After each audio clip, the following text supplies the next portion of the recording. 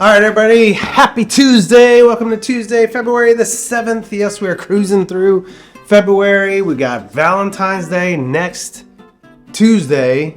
Yeah, because the 7th, 14th, 7 days, 14, 7 plus 7, I think it's 14. So February 14th, that is Valentine's Day. It's coming up next week. But before we can get there, we got to get through the Super Bowl, baby.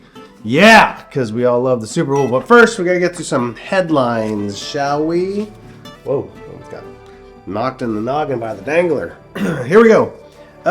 Starting with Eminem's daughter is engaged. Yes, Haley Jade Mathers, 27, set to wed Evan McClintock. Who knew that Eminem had a daughter? I didn't.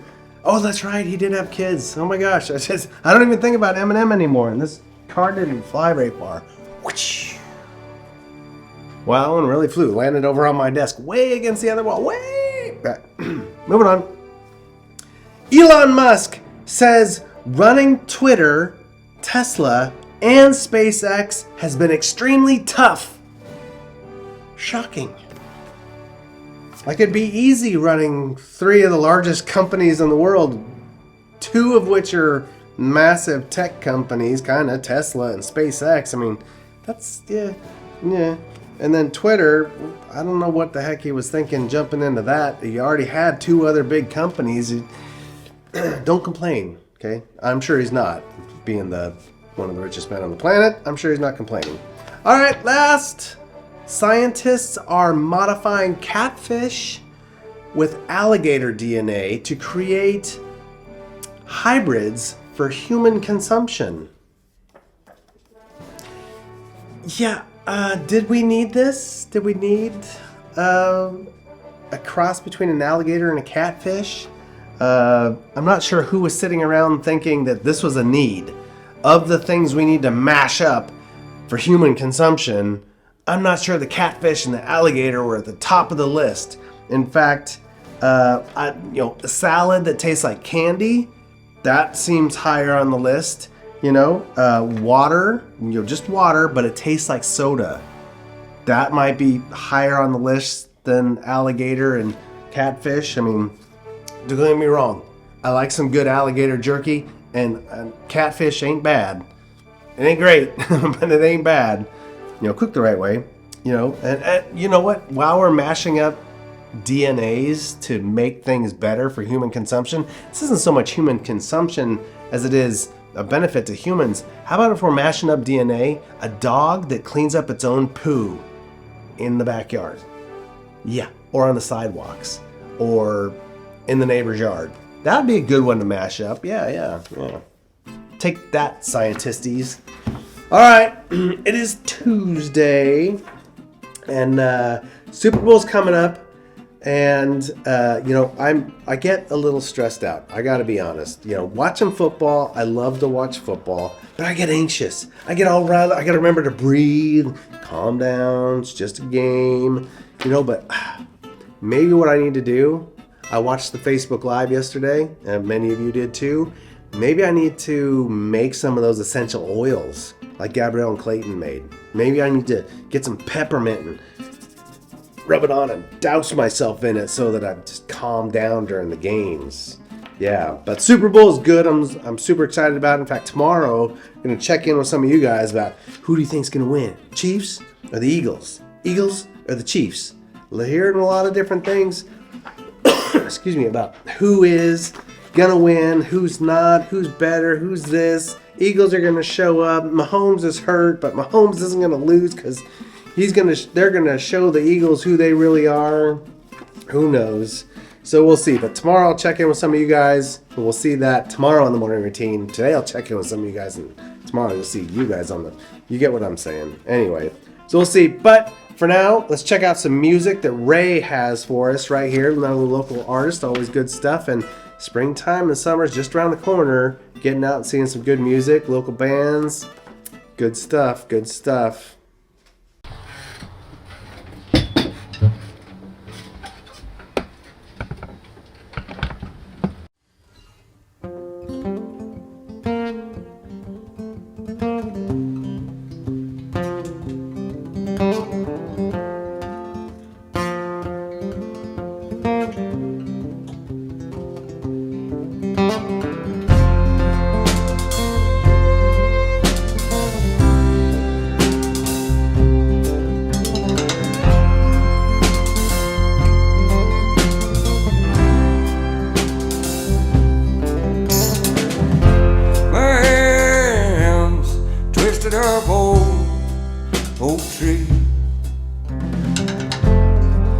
on the sign the first day of spring. Oh, I know you're gonna cut me down one day. I got one more round, one trip around the sun, just waiting on the rain. Waiting on the rain this time. Waiting on the rain. Waiting on the rain this time.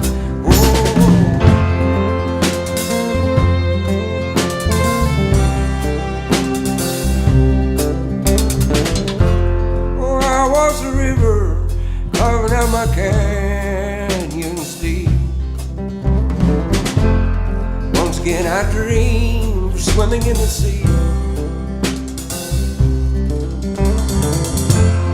No, I know there's dry well end one day. Let's get out in the sun, let's dance and let's sing, just waiting on the rain. Waiting on the rain this time. Waiting on the rain. Waiting on the rain this time. Whoa.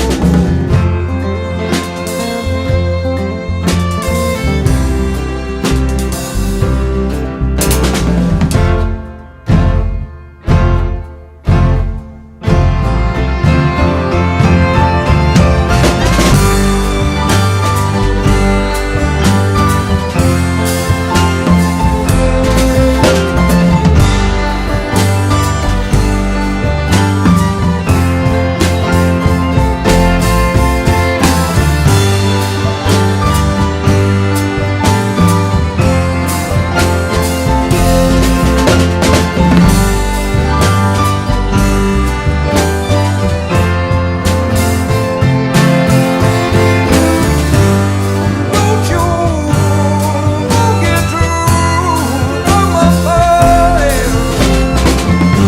'Cause when the rain falls, it's gonna take you there. Don't you get through my fire. 'Cause when the rain falls, it's gonna take you there.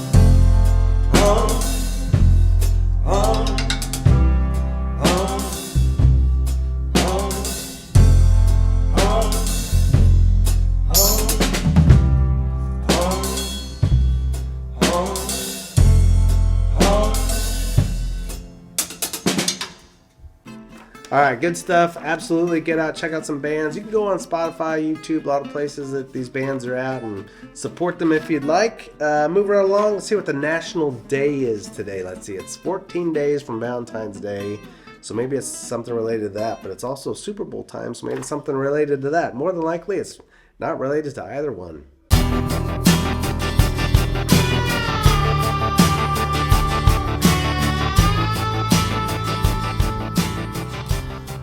Morning, everyone. It's Tuesday. Yes, just a Tuesday.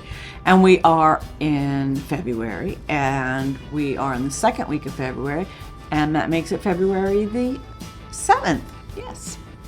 And today's National Day, I don't know if any of you remember this. I don't even know what I remember. Probably nothing I don't want to say because I don't want to look, not smart or educated, but I remember in the 8th grade.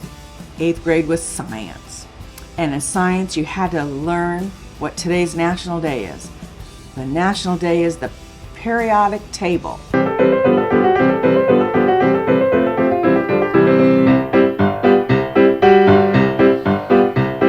There's antimony, arsenic, aluminum, selenium, and hydrogen and oxygen and nitrogen and rhenium, and nickel, neodymium, neptunium, germanium, and iron, americium, ruthenium, uranium, europium, zirconium, lutetium, vanadium, and lanthanum, and osmium, and astatine, and radium, and golden protactinium, and indium, and gallium, and iodine, and thorium, and thulium, and thallium. There's yttrium, ytterbium, actinium, rubidium, and boron, gadolinium, niobium, iridium, and strontium, and silicon, and silver, and samarium, and bismuth, bromine, lithium, beryllium, and barium.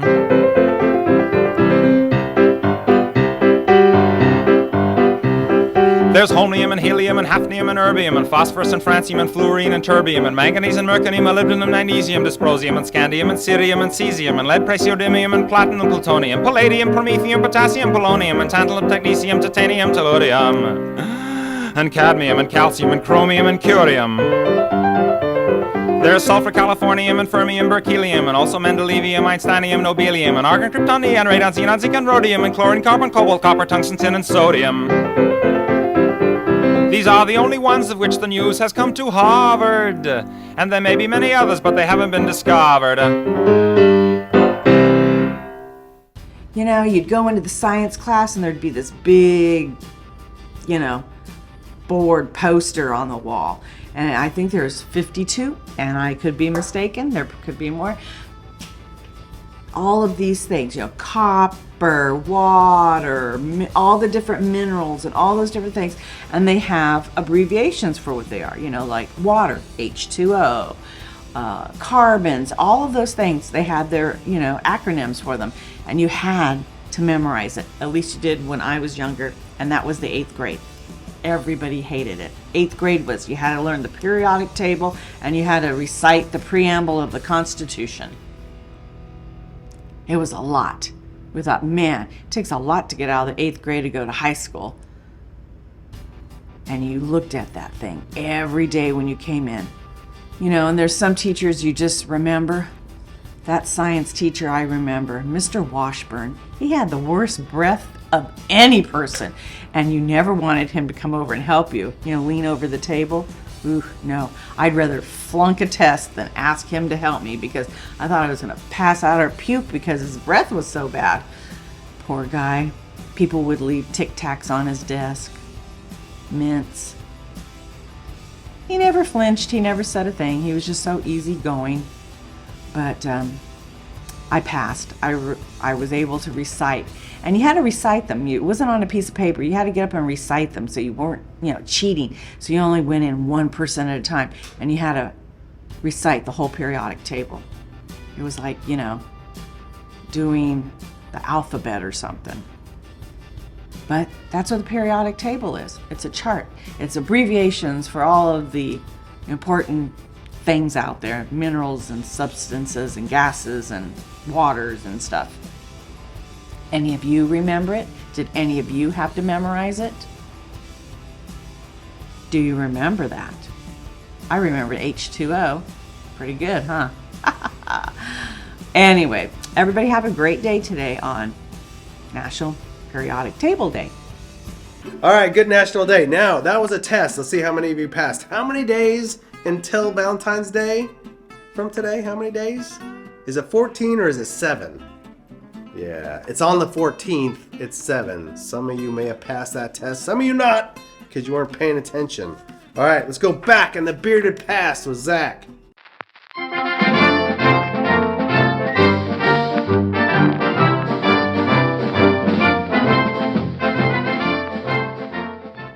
Hey everybody, how are y'all doing today? I would like to start with going back in the bearded past with Zach. Happy Tuesday the 7th, everybody. And today we're going to talk about the history of pizza. Why pizza? Well, we all eat pizza, right? Don't most of us eat pizza in some form or another? I mean, whether it's going to be for the Super Bowl this weekend, whether it's for a pizza party, whether it's because our families don't want to cook dinner that night and we say, hey, let's order some pizza. Pizza is a part of everyday diet. And you know what? Where did it start and who came up with such a genius idea? So pizza actually does have a long history, guys. Flatbread pizzas with toppings were consumed by the ancient Egyptians, Romans, and Greeks. The latter, which are the Greeks, they ate a version with herbs and oil similar to today's focaccia.